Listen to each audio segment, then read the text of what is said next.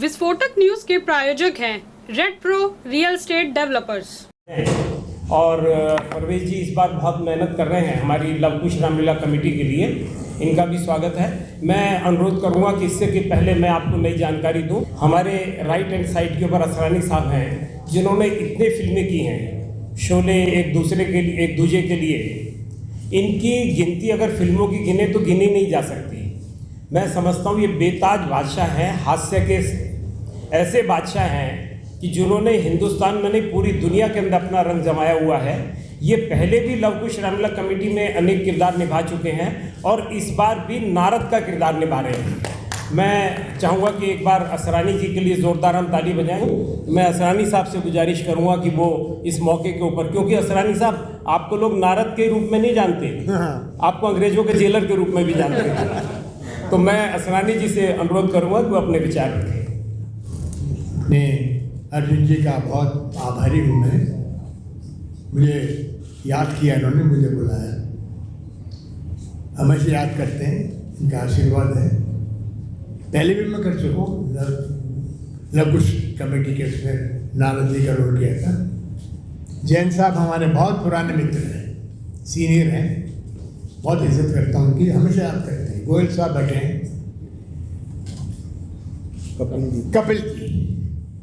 कपिल का शो आता है, उसमें ये भी आते हैं। हमारे हनुमान जी, राम, सीता जी, सबको नमस्कार। देखिए, अर्जुन ने बोला कि दुनिया भर में, actually America, Canada, London, Fiji island, Maldives, Nepal, London, हर जगह, दुनिया के हर कोने में शो कर चुका हूँ। मगर जो सम्मान यहाँ पर मिलता है दुनिया में किसी कोने में नहीं। और ये सही बात है। और जैसे ही नारद का रोल आता है, मुझे लगता है मेरा कॉन्ट्रैक्ट हो गया इंद्र से, रंभाओं से, उर्वशी से, उससे। ये बहुत बड़े सम्मान की बात है। बड़े बड़े अवार्ड देते हैं लोग, मगर ये सम्मान मेरे लिए बहुत बड़ा है। तो मैं नतमस्तक हो गए। मैं अर्जुन जी को और अब लव कुश कमेटी के सब मेंबर्स को नतमस्तक होकर प्रणाम करता हूँ कि आपने मुझे मौका दिया और इतनी बड़ी तादाद में पहले से यहाँ मौजूद है। इसका मतलब है कि रामलीला का महत्व कितना है भारत में, क्योंकि आपके द्वारा, इस आप पूरे मीडियम के द्वारा न सिर्फ इंडिया, पूरा वर्ल्ड देखता है रामलीला लाइव। तो ये बहुत कमाल की बात है। ओवरनाइट अननोन कैरेक्टर्स नोन हो जाते हैं, ये बहुत बड़ी बात है। और आप लोगों को शायद मालूम नहीं, मैंने वहाँ शूटिंग भी किया, अमेरिका में, लंदन में, कनाडा में, हर जगह। जैसे ही हमारी शूटिंग देखते हैं, हिंदुस्तान के लोग जब वहाँ बेचारे आते हैं, रात को 2-3 पैग लगा के रोते हैं कि मेरा भारत किधर है, घर छोड़ के आ गए। ये रामलीला उनको कनेक्ट करते हैं। उनको याद आता है कि मैं नवसारी से हूँ, मैं सूरत से हूँ, अहमदाबाद से हूँ, नागपुर से हूँ, इंदौर से हूँ, दिल्ली से हूँ, कानपुर से। ये बहुत बड़ी बात है। और मैं उनको देखता हूँ, बड़े बड़े डॉक्टर, लॉयर, ऐसे दिन भर शूटिंग की, हमको बोलते हैं I am a lawyer, I came from Surat, came from Ahmedabad. 2 peg लागे बोलते मेरा सूरत क्या है बाबा। अरे मैं नवसारी से था यार। इतना बड़ा डॉक्टर मेरे सामने आंसू बहा रहा है और कहता है अरे यार आप लोगों ने रामलीला के थ्रू हमको याद। और बच्चों को कल्चर मिलता है, आपको पता नहीं, नमस्ते करना नहीं आता उन लोगों को, क्योंकि पैदा हुए वहीं पे, उनको पता नहीं होता है।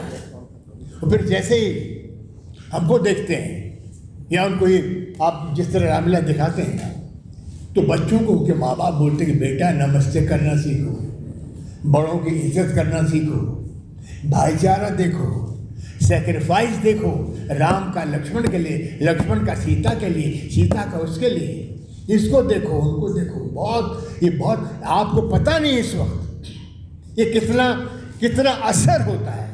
सीता जी और राम जी यहाँ पर और डायलॉग ना हो तो मैं समझता हूँ कि बात समझ में नहीं आती। मैं माँ सीता से अनुरोध करूँगा कि एक डायलॉग आपको जरूर सुनाइए। एक्चुअली डायलॉग्स तो सीता जी के बहुत हैं, पर मेरे लक्ष्मण जी के साथ जो डायलॉग्स हैं वो मेरे बहुत ज़्यादा फेवरेट हैं, तो मैं आपको वो सुनाती हूँ।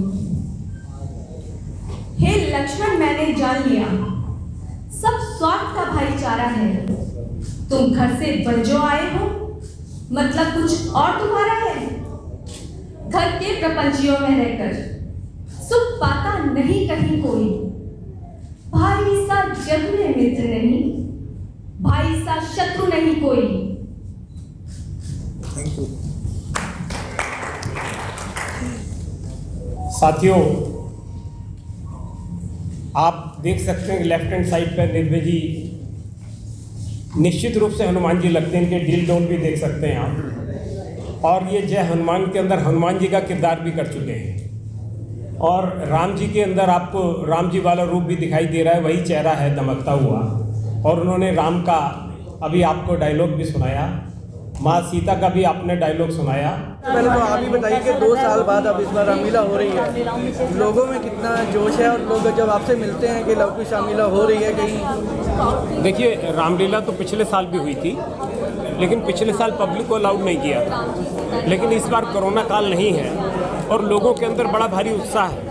लोगों के मन के अंदर ये इच्छा है कि रामलीलाएं जो है होनी चाहिए, क्योंकि पुरानी दिल्ली के अंदर आकर और रामलीलाएं ना देखें तो आदमी एक अछूता सा रह जाता है, क्योंकि यही एक मौका होता है कि वो अपने बच्चों के साथ, अपने परिवार के साथ रामलीलाएं देखने के लिए आता है। और रामलीलाओं के साथ साथ पुरानी दिल्ली की चाट पकौड़ी भी खाने को मिलती है, बच्चों को खिलौने मिलते हैं, किसी बच्चे को मूछ लगाने के लिए मिलती है, किसी को हनुमान जी की गदा मिल जाती है, किसी को राम जी का तीर मिल जाता है।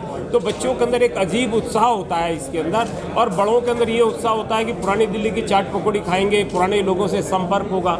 और रामलीला सिर्फ इतना ही नहीं है, रामलीलाओं के अंदर जो परिवार साल भर एक दूसरे से नहीं मिले होते, उन परिवारों को भी उस मेले के अंदर मिलने का एक मौका मिलता है, भाईचारा, प्रेम, प्यार, मोहब्बत बढ़ती है।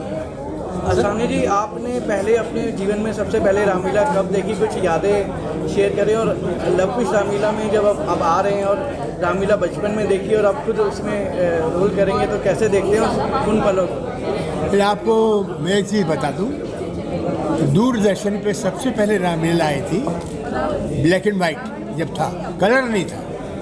तो उस वक्त ओम शिवपुरी राम बने,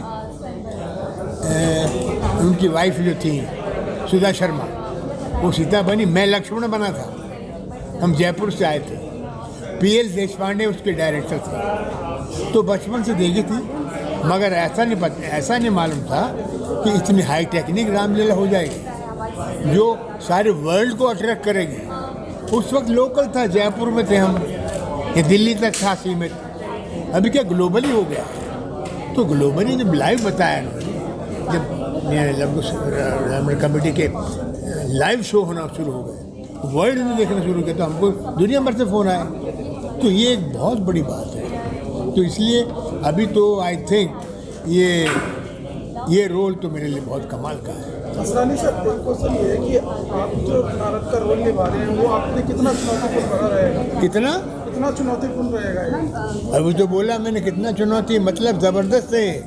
वो चारों तरफ आपको घेरा लगाना पड़ता है, कोई बुरा काम नहीं, कोई बुरी चीज़ बोलना नहीं, बुरा खाना नहीं, कपड़े पहनना भी वो सादे, एक सात्विक जीवन बिताने का मौका मिलता है जो हम जिंदगी में नहीं कर सकते।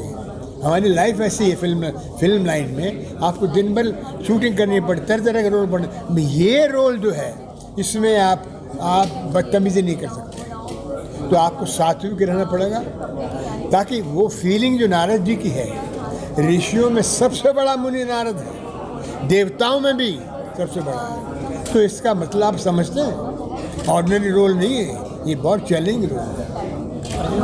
आपसे सवाल है, जयपुर में हुआ है, हाँ, आपने वहाँ नहीं की है? नहीं, वहाँ कभी नहीं की, किसी ने बुलाया नहीं, आपने बुलाया तो आ गए। हर बार रामलीला में दर्शकों को कुछ नया देखने को उम्मीद रहती है, इस बार क्या नया ऐसा कुछ है? देखिए, हमारे पास इस बार जो रामलीला की जा रही है 3D मैपिंग होगी, sound effects, light effects, high technique Ramlila इस बार देखने को मिलेगी।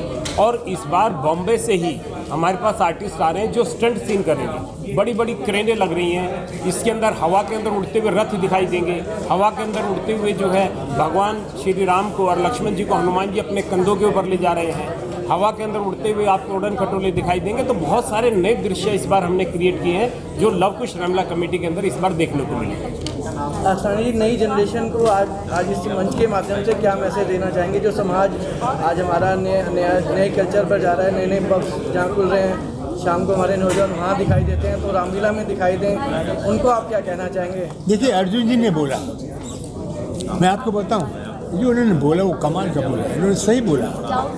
ये सिर्फ रामलीला, सिर्फ ये कहानी नहीं है, इसमें हम मैसेज देना चाहते हैं बहुत कमाल का, और पूरे साल करना चाहते हैं। तो मैसेज यही है, हमारे जो नौजवान ड्रग में ये चरस गांजे पीते हैं, ये हमारा कल्चर नहीं है, इसमें आप इससे दूर हटिए।